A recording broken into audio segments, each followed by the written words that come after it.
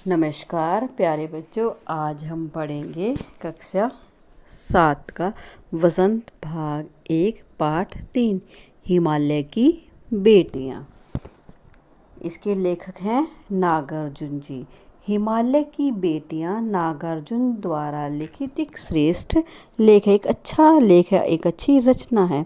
सन 1947 में नागार्जुन ने अपनी हिमालय यात्रा के दौरान हिमालय और उससे निकलने वाली नदियों को नज़दीक से देखा था।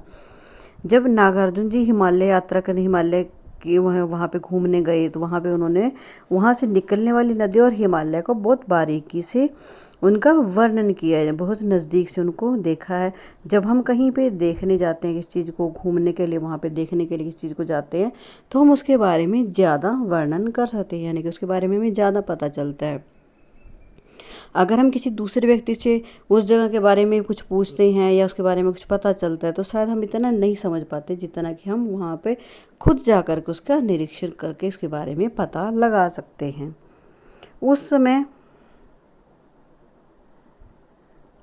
जो अनुभव किया था उसे उन्होंने अपने शब्दों के माध्यम से उकेरा है मतलब उसका वर्णन किया है।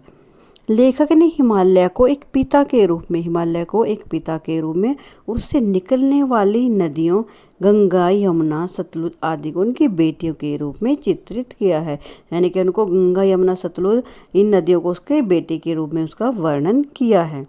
इसी प्रकार समुद्र को सिंधु और ब्रह्मपुत्र नदियों का हाथ पकड़ने वाले दामाद के रूप में, सिंधु और ब्रह्मपुत्र नदियों का हाथ पकड़ने वाले दामाद के रूप में चित्रित किया गया। किसे चित्रित किया? समुद्र को, जो सर्वथा एक नवीन कल्पना है, जो एक नवीन कल्पना मतलब एक नई कल्पना थी, एक नया अनुमान था, प्रस्तुत किया है। इन नदियों को लेखक ने एक चंचल बेटी के रूप में चित्रित किया है।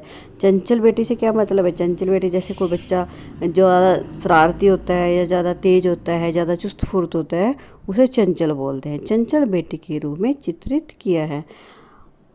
उनके जंगलों, घाटियों, पहाड़ियों से होकर गुजरने को नदियों का लीला निकेतन बताया है। लीला करना जैसे कुछ क्रियाएं करना, और निकेतन क्या होता है? घर, यानी कि जहाँ से वो कुछ ना कुछ अपनी लीलाएं करते हैं, कुछ क्रियाएं करते हैं, उसका घर बताया है।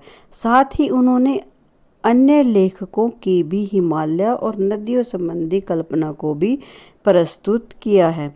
जो अन्य किसी और दूसरे लेखक ने भी उनके बारे में, जैसे हिमालय और से निकलने वाली नदियों के बारे में जो कुछ वर्णन किया उसको भी उन्होंने प्रस्तुत किया है। अंत में लेखक नदियों की बहन के रूप में कल्पना करता हुआ, अपनी एक बहन के रूप में कल्पना करता हुआ गुनगुनाने लगता है। यहाँ पर लेखक ने नदियों को एक माता के रूप में, बहन के रूप में, बेटी के रूप में उनका वर्णन किया है। धन्यवाद।